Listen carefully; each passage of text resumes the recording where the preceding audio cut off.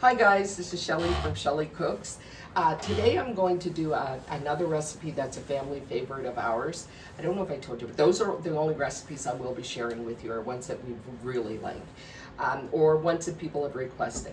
But this one here is actually a family favorite of ours. It's a lasagna soup, and it is absolutely delicious. So what you're going to need for this is some ground beef. You'll need some mild Italian sausage.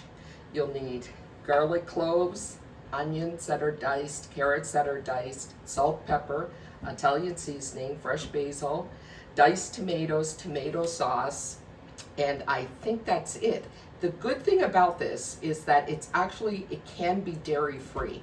So there's Parmesan cheese that's added in at the very end of it. That is optional, of course. At the end of it, you will also add a dollop of, when you serve it, you'll add a dollop of ricotta cheese, and you can grate some fresh mozzarella on that. But you can leave all of the cheeses out and you have yourself a fantastic hearty soup for, if you like lasagna, this is perfect. So let's go over to the stove and get started. So hello everybody, welcome back to the stove. So I have gone ahead here, and what I have here is a pound of ground beef, lean ground beef, and a half a pound of mild Italian sausages. And I started out with about a tablespoon of olive oil in the bottom of the pan. And then gradually, as the sausages sort of cook down and the ground beef, you get some fat in the bottom. And I've strained that all off. I didn't want to bore you with all of that in the video. And so this is what we have. And now we're starting to get some nice brown on the bottom here. So I'm going to now put in our onions and one carrot. It's a small carrot and one onion. Now I am doubling this recipe, so I have 2 onions and that sort of thing. So I'll put the measurements below for a single recipe, just so you know. If you want to double it, feel free to do so. So now we have our carrots, onions, and celery in here, and we're going to just cook this down just a bit. Okay.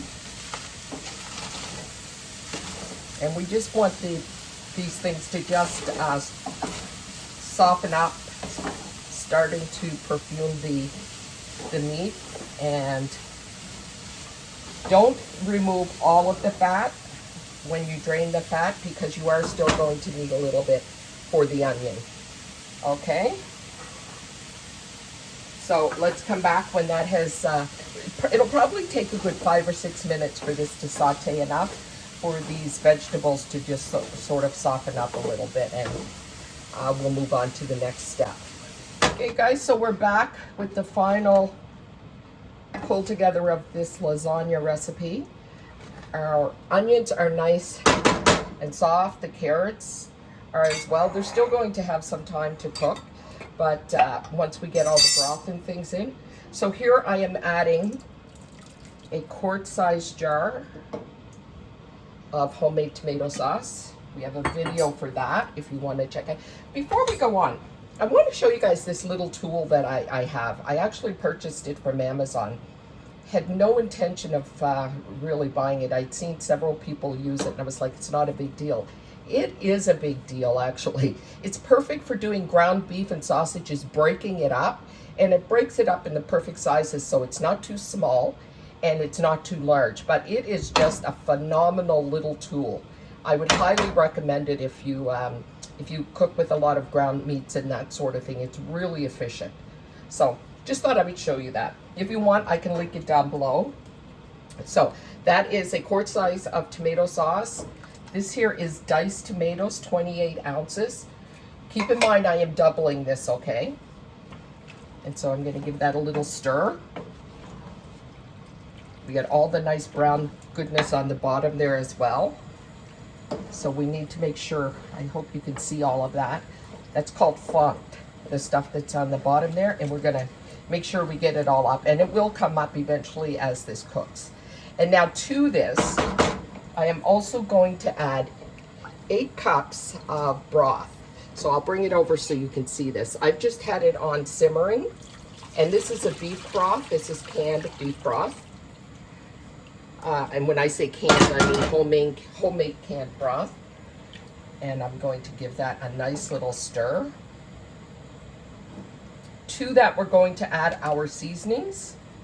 Our seasoning mix that we just added is 2 tablespoons of Italian seasoning and 1.5 teaspoons of salt. Okay, so we're going to let this just simmer now for a bit. We'll set our timer for 20 minutes. That will simmer for 20 minutes. And when we come back, we'll add our fresh basil and some other things with it.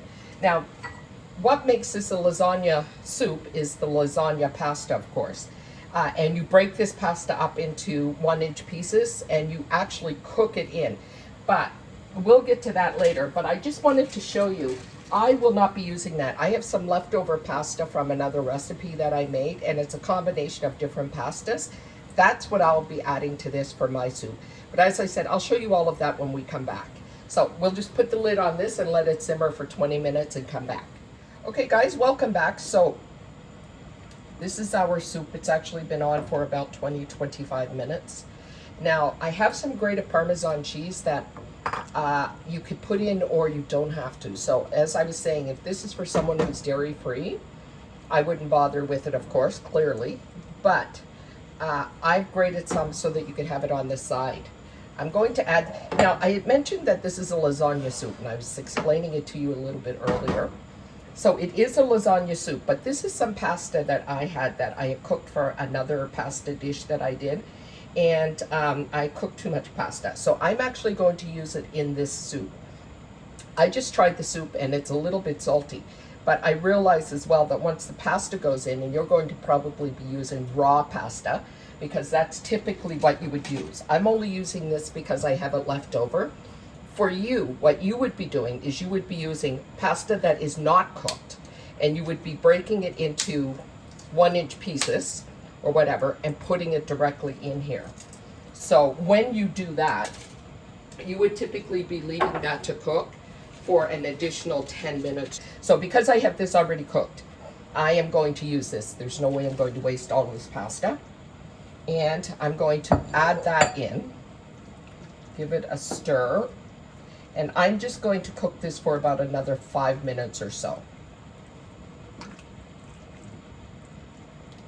Now, the recipe that I post below will include if you're using mozzarella cheese, when to add it. The recipe also calls for fresh basil to be added at the end.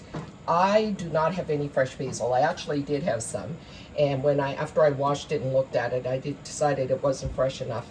Came from the garden, but it's been we've been getting a little bit of cold temperatures, so I'm not going to use that. All that to say, so this is done for me.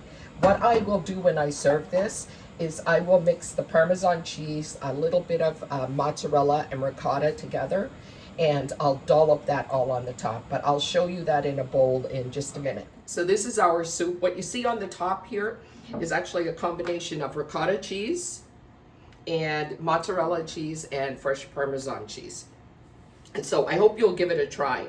What I have added is I had some kale left in my garden, from my garden this year. And I actually washed it well, dried it, and then put it through my food processor and froze it. And so you'll see a little bit of green in here, and that is a few handfuls of fresh kale that I threw in at the very end. So I hope you enjoyed it as much as we do. It was fun making it for you, and we'll see you in the next video. So take care.